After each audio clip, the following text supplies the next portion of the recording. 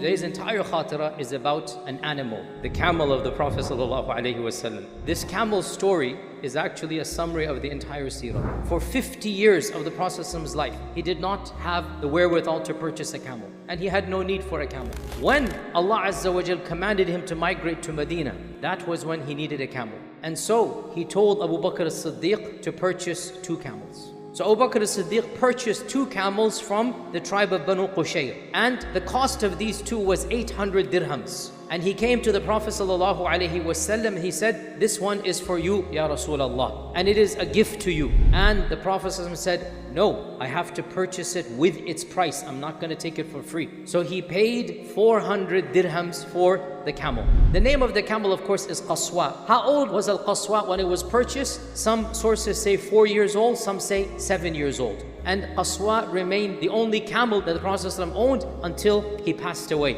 Qaswa was the animal that the hijrah occurred on. And Qaswa was the camel that the people of Quba saw when they saw the Prophet ﷺ coming. They saw Qaswa first in the distance. That was the sign the Prophet ﷺ had arrived in Medina. And when he walked into Medina on Qaswa, he's riding on Qaswa, everybody tried to take the reign of Qaswa. And our Prophet ﷺ said, "Leave Qaswa alone, for Allah is commanding Qaswa." And so Qaswa walked through the city of Medina until it stopped at what is currently the front entrance of Medina, where the Imam enters from, Masjid al-Haram. Qaswa stopped right there, and the Prophet ﷺ said, "This shall be our masjid." Masjid al-Nabawi, its demarcation took place at the hooves of Qaswa. Of course, Allah commanded, obviously, right? Where Qaswa sat down, there was an empty plot there, and the Prophet said, "We have to purchase this plot from the orphans," and Masjid al-Nabawi was built. And in front of that, or some reports say Qaswa traveled another distance, and some reports say in front of that, Abu Ayyub al-Ansari's house, where the Prophet lived for 6 months while his house was built. 1 year after the Hijrah, the Battle of Badr takes place, and the Prophet is riding Qaswa in the Battle of Badr. And on Qaswa, the victory of Badr takes place. The Prophet wanted to inform the people of Medina of the victory. So the Prophet sent Zayd ibn Haritha on Qaswa, and he's marching in, jogging in, racing into the city, and he's shouting out, "Uqba has been killed, Abu Jahl has been killed." And he goes over the entire list until some of the people thought Zayd has lost his mind.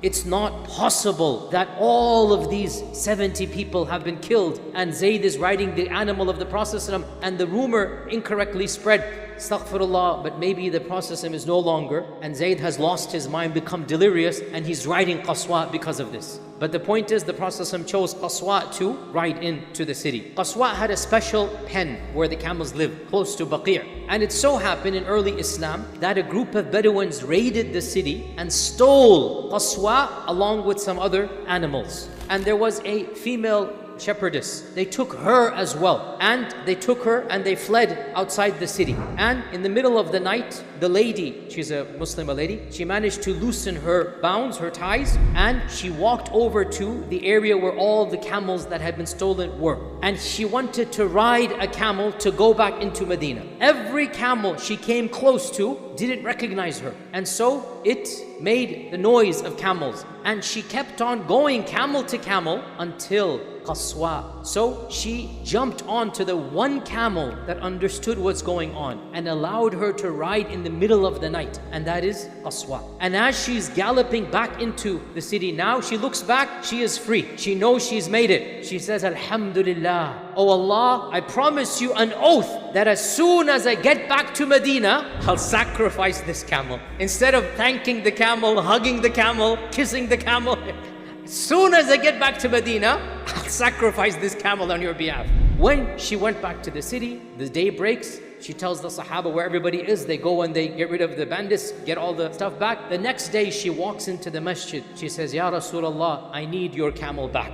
He says, "Why?" She said, "I made a promise for Allah subhanahu wa ta'ala. If Allah saves me, I'm gonna sacrifice Qaswa." So the Prophet ﷺ smiled and said, "What an evil thanks you have given back to her," as a joke. And then he said, and this is a fiqhi principle, there is no fulfilling of the nadr over something that is a disobedience to Allah and over something that you do not own. You couldn't have made this nadr because you don't own this camel. You must give the kafara of the nadhr. Another incident of Qaswa, Sa'id ibn Musayyib said that Qaswa was the fastest camel and no camel could outrace Qaswa. Once a Bedouin came with another camel and a race was held, and that Bedouin's camel won the race against Qaswa. The Sahaba felt sad that Qaswa had lost. So the Prophet ﷺ spoke to them to calm them down. And he said, it is Allah's principle and rule that whenever something is raised up, Allah Azza wa Jal also brings it down. No creation of Allah is consistently winning. Sometimes it'll win, sometimes it'll lose. Another interesting story about Qaswa, that once Qaswa was nowhere to be found. So the Prophet ﷺ sent out people to find Qaswa. One of the leaders of the hypocrites sitting in his house amongst the other munafiqun said, this man pretends, or he claims, that Allah speaks to him from the heavens and he can't even find his own camel on earth. Jibreel came and told him what that munafiq said. So the Prophet ﷺ stood up in the masjid and said, O people, it has reached me that some people are saying this. And he knew who it was, but he didn't mention the name.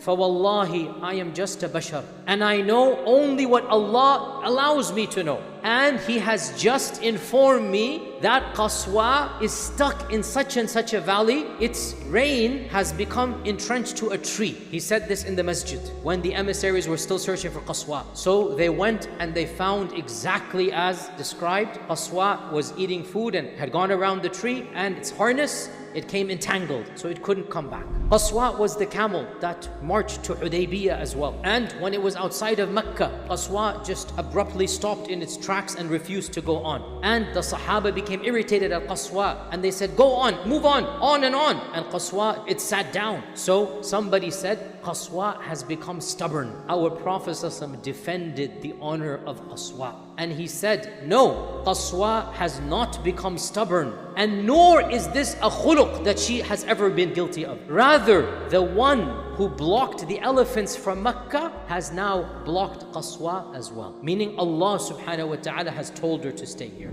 And then where Qaswa stopped, that's where the Treaty of Hudaybiyah took place. The next year after Hudaybiyah, it was on Qaswa that the Prophet ﷺ came back and performed the Umrah, his first Umrah in the 7th year of the Hijrah. And on Qaswa, he rode and he did the Tawaf.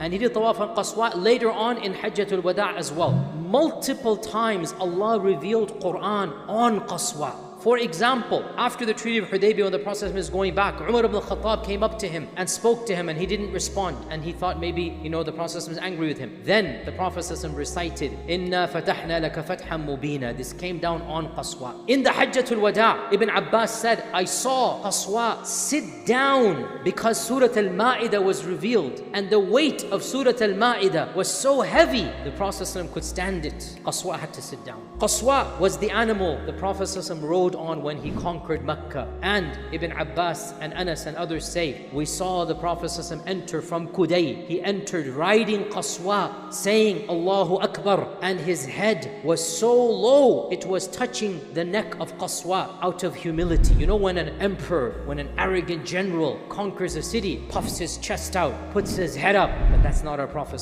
And on Qaswa, he marched through entire Mecca until he entered the Kaaba. And on Qaswa, he did Tawaf.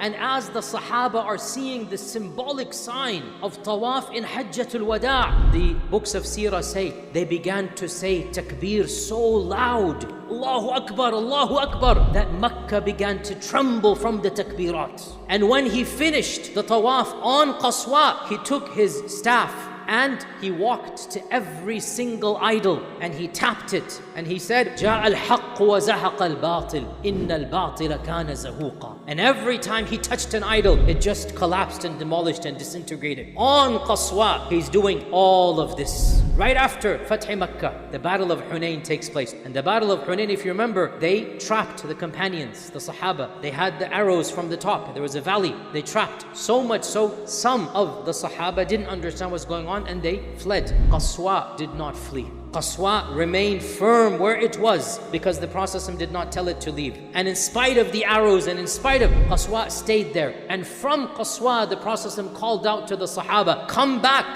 And when they heard his voice, they came back and they fought in Hunayn, and they eventually won the victory of Hunayn. It was on Qaswa that the Prophet ﷺ went to Badr, and the famous incident that there weren't enough camels. 3 people were sharing every camel, and so the Prophet ﷺ also had 2 people assigned. And they said to him, Ya Rasulullah, you ride and we'll walk. It's okay, we're young, whatnot.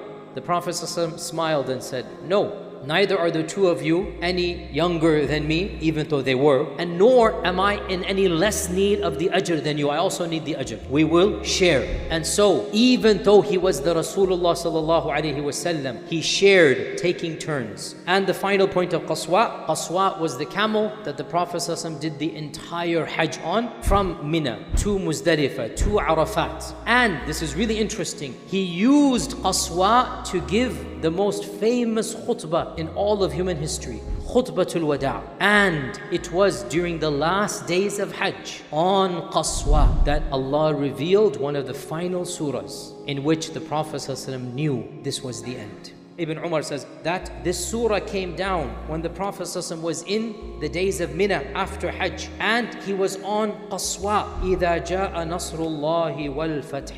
And the Prophet ﷺ knew this is it. And as you know, when he came back on Qaswa to Medina, within a week he fell sick, and a few 10 days after that, he sallallahu alaihi wasallam passed away. And the story does not end here. Qaswa was 15, 16 years old, 17 max. And when the Prophet ﷺ passed away, Qaswa began to cry until it became blind. And in its grief, it stopped eating and drinking normally, and within a month, it passed away.